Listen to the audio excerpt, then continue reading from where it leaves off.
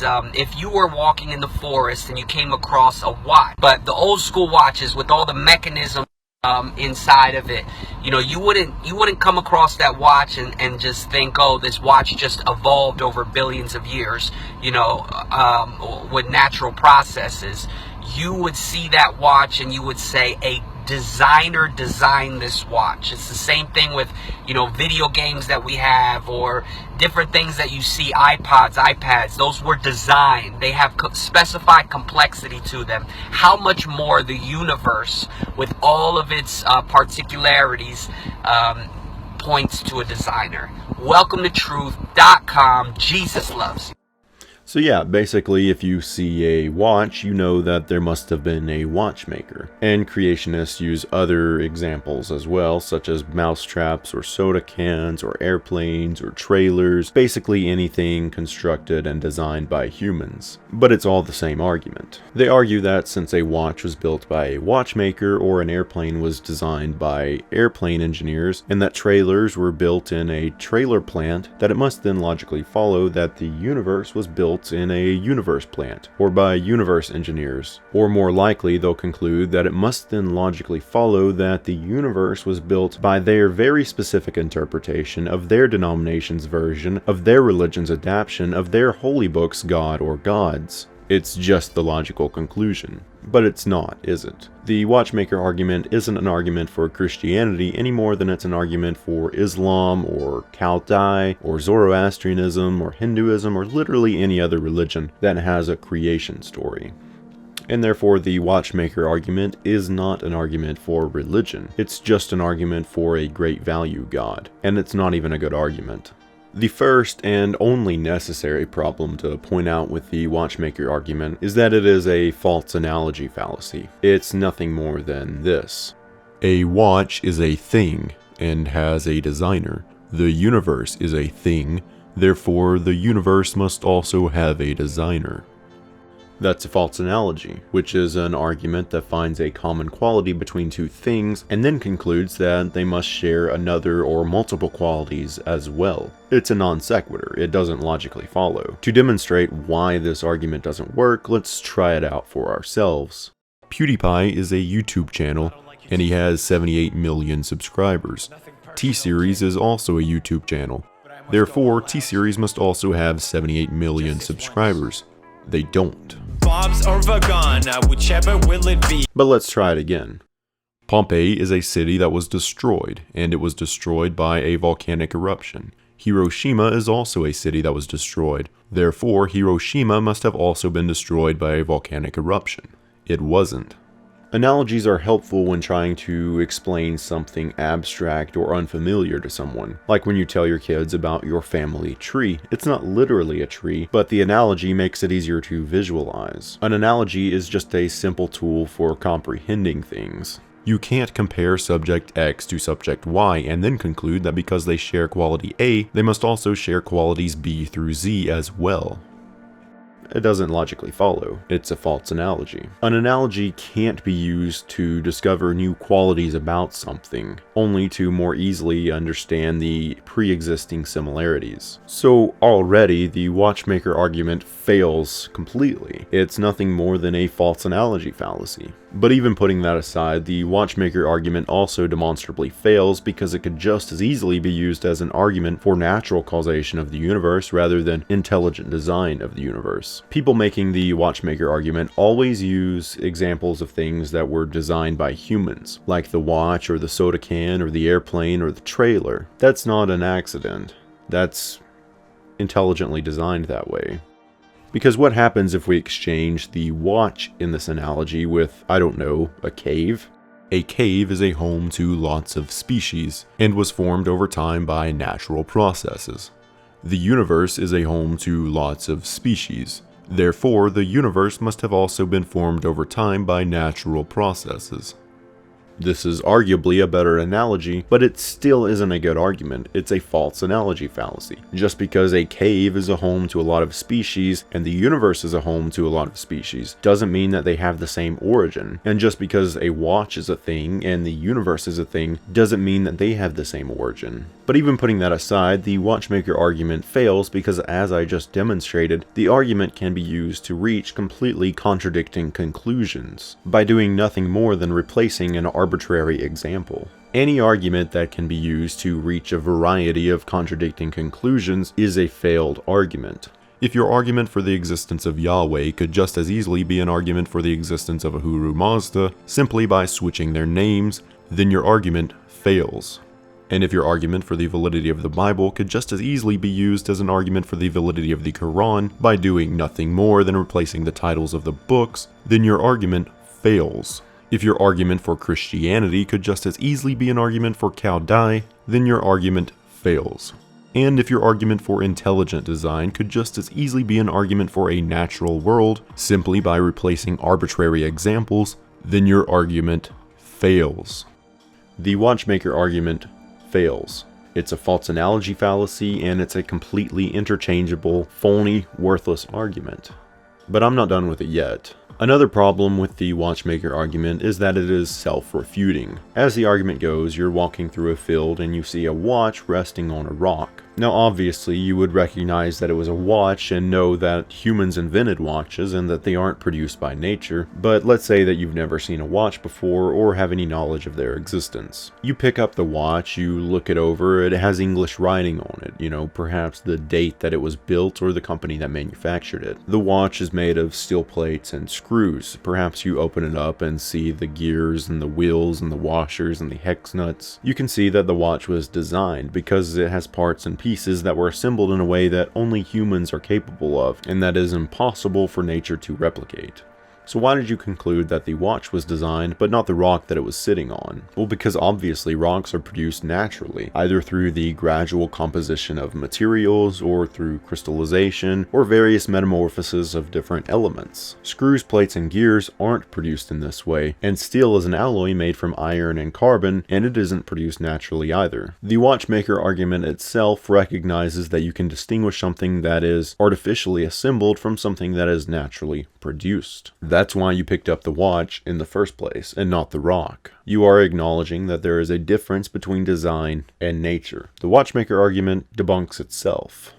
If something absolutely can't be produced naturally, we can reasonably conclude that it was created by someone, like the watch, for example, or a wasp nest, or a beaver dam. But is there anything other than animal inventions that wasn't produced naturally? In order to conclude that powerful and unfathomably superior beings exist and created anything, we would have to find something in the universe that couldn't have been produced naturally. So let's look at some popular proponents.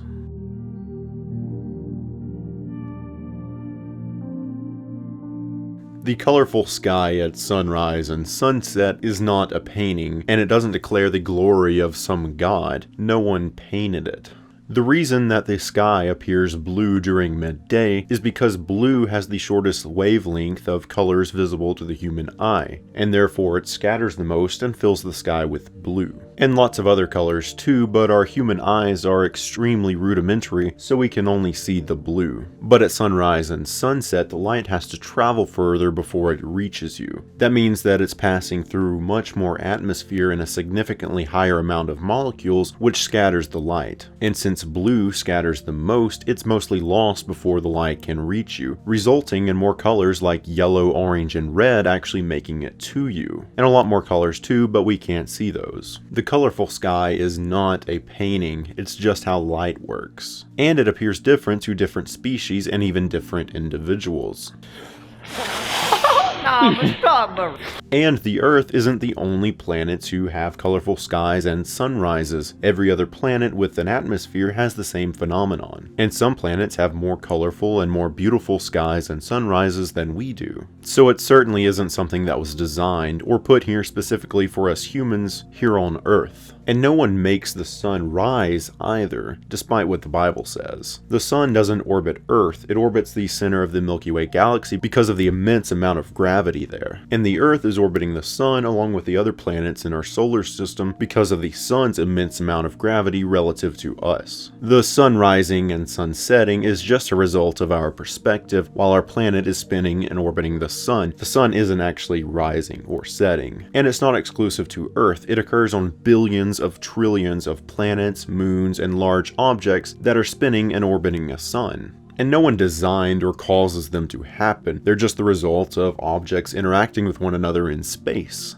It's not magic, and it's not a gift from some god, and it's not special to us humans on Earth. And not only did no one create the sunrises, but no one created the stars either, or the planets that orbit them, including our planet Earth and our star, the sun. We know how stars are formed. Hydrogen and helium gas in space drift together because of their gravity, and the more gas that accumulates, the more gas will be attracted, until you have a huge swirling disk of gas. And the bigger it gets, the more violent the gravity becomes, and the more that it heats up and compresses all of the gas together in the center. And because of the gravity, everything in the center becomes denser and denser and denser and hotter and hotter and hotter, and then all of the gas in the center is then ionized from the extreme heat and becomes plasma. And then after a few 100,000 years, you've got a freaking dense and freaking hot sphere of plasma. And that's what stars are, and that's how stars are born. No one made them, they're just the result of natural processes. There are approximately 400 billion stars in the Milky Way galaxy, our sun being one of them. And on average, 3 stars are born and 1 star dies each year. And about every 100 years, a star will go supernova. We observe and photograph stars in all stages of their birth, life, and death.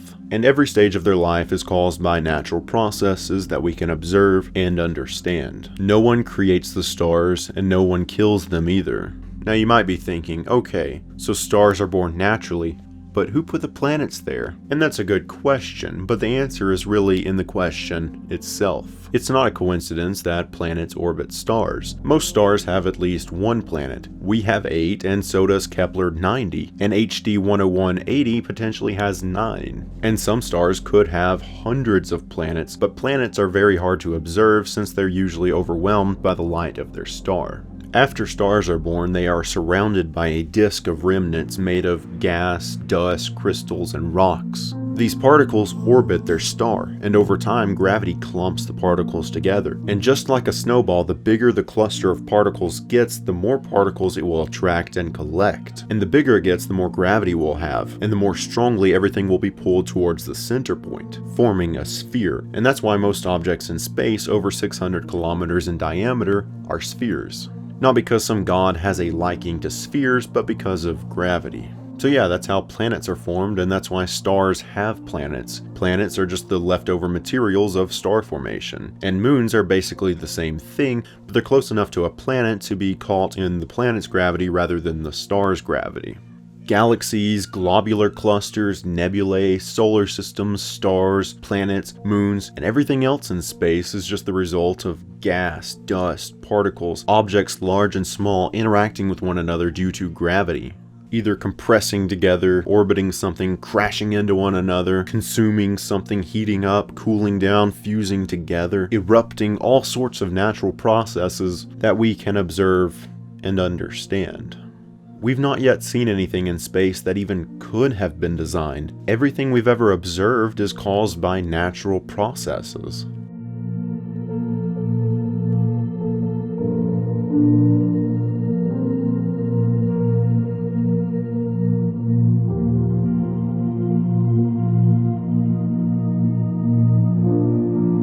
People once thought that gods made it rain, but we now know that isn't the case. Heat causes water to evaporate, becoming gaseous rather than liquid. It rises to the clouds, and then condensation occurs. The water vapors become liquid again, resulting in precipitation, rain, or snow. And precipitation doesn't just occur here on Earth, it occurs on trillions of other planets all throughout the universe. And not only in the form of water, which it does, but on some planets it rains methane or sulfuric acid or even glass, iron, or diamonds.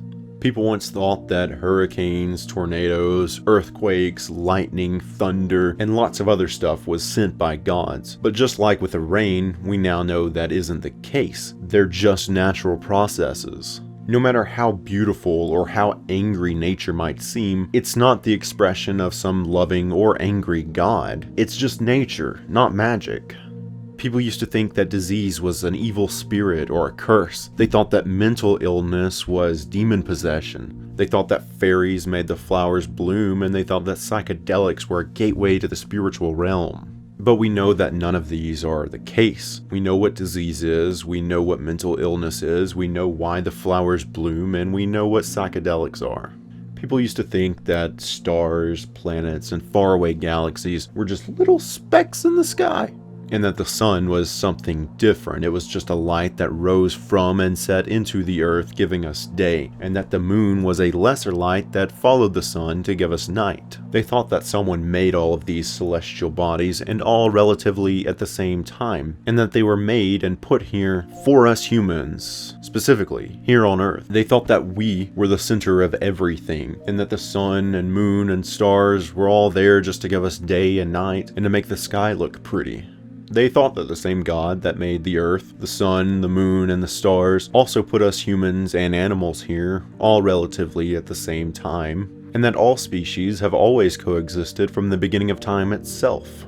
We now know as a matter of absolute fact that none of that is true. No one made the stars, the planets, or the moons. We know exactly how they're formed through many scientific processes, not to mention that we can actually observe stars and moons and planets forming in all stages, giving us an extremely detailed overview of how the processes take place. Which is one of the reasons we know that the stars and planets weren't all made at the same time, because we can see stars being born, and we can see stars dying. We see dead stars, baby stars, stars of all ages. They definitely weren't made at the same time. And the sun doesn't orbit the earth, we orbit the sun, and the moon isn't a light source, it just reflects light from the sun, and it doesn't follow the sun either, it actually just orbits the earth. And these stars, planets, nebulae, and everything else we see in the sky isn't just there to look pretty for us humans. Most of those stars and galaxies and even our own sun were there long before the earth ever formed, and they definitely aren't little specks that could one day fall to earth or could ever lead some wise man to a manger where a baby was born. Some of the stars we see in the sky are billions of times larger than our planet and thousands of times larger than our own star, the sun. They're definitely never going to fall to earth. The earth isn't the center of the universe, or even our galaxy, or even our solar system. And our solar system isn't even close to being the only one. It's simply one of billions of trillions more solar systems. The universe isn't what we humans once thought that it was. Our planet and even our own star aren't important like we thought that they must be. The universe didn't form with us in mind. The stars, planets, and galaxies are just the result of natural processes. They weren't put there to glorify our little planet or the tiny creatures crawling around on it. None of the universe shows any respect or acknowledgement of our existence. The Earth is just one of 8 planets orbiting our star, and our star is just one of 400 billion more stars in the Milky Way galaxy. Each star has their own set of planets, and our galaxy is just one of 100,000 more galaxies in the Laniakea supercluster, and each one of those 100,000 galaxies contains billions more stars, each with their own set of planets. And the Laniakea supercluster is just one of 10 million more superclusters in the observable universe alone. Each one of those superclusters contains hundreds of thousands more galaxies, and each galaxy with billions more stars, and each star with its own set of planets. And there's no telling how many more superclusters are outside of our observation. So to think that our planet and human civilization is the heart of the universe itself is naive. To think that everything was created and operates for our convenience and our entertainment is not only factually incorrect, but inconceivably arrogant. And we humans weren't even the first creatures to crawl on this planet or to look up at the expanse of the universe in the sky. In fact, none of the species living today were the first creatures to inhabit the Earth. We didn't all appear at once, and the species living today haven't always coexisted. The fossil record, which is documented in the very layers of our planet, shows that all the species living today make up only about 1% of all the species that have ever existed. The first life forms weren't mammals, and they weren't amphibians or reptiles, and they weren't insects or fish either, and they were far from all appearing at once. There were no primates 100 million years ago, and no mammals 200 million years ago, no dinosaurs 300 million years ago, and no land animals 400 million years ago, no insects 500 million years ago, and no fish 600 million years ago, and absolutely no multicellular life 700 million years ago. The oldest life we've ever discovered in the fossil record was rudimentary microscopic single-celled bacteria, fossilized 3.7 billion years ago. And this is not hypothetical, this is exactly what you'll find if you look through the fossil record. It's what thousands of people have independently discovered on every continent across the entire planet. And if you ever want to look for yourself, you'll discover the same thing. It's literally written in stone under your feet. You'll never find a gorilla in the same layer as a velociraptor, or an elephant in the same layer as an arsinotherum, a catfish in the same layer as a trilobite, or even a stegosaurus in the same layer as a tyrannosaurus. So no, rocks aren't designed, and the sunset isn't painted, and none of the stars or planets or moons or any celestial body in the sky is designed either. You can observe this for yourself if you just go out and purchase a telescope. These celestial bodies all form naturally, and they continue to form even today. No one is making them. And rain, weather, plants, and disease isn't governed by gods either. It's just natural processes. And it's apparent that no animals were ever designed either, or the vegetation. They all evolved naturally, whether we like it or not. It's written in the sediment players of the planet that you're sitting on. I'm open to the possibility that gods exist. Perhaps some entities created the universe that eventually formed into stars and planets and living organisms. And perhaps those entities visit the inhabitants of the planets from time to time. I don't know. It's a silly thought and I don't believe it, but I certainly would if you could prove it to me. I'm willing to accept reality, however reality happens to be. I'm not going to believe something because I want to, or because it makes me feel good. I'll believe whatever is demonstrably true, whether it's unsettling or inconvenient. If you think that gods exist, or that your very specific God exists, then go out and find the evidence and bring it to me, and I'll accept it if it is in fact evidence. But if your evidence is just wordplay, whether it be an analogy or a false dichotomy or some other verbal contortionism, then it's bullshit. And it's not evidence, and it's not even a good argument. And pointing to the ground or sky isn't evidence of gods either.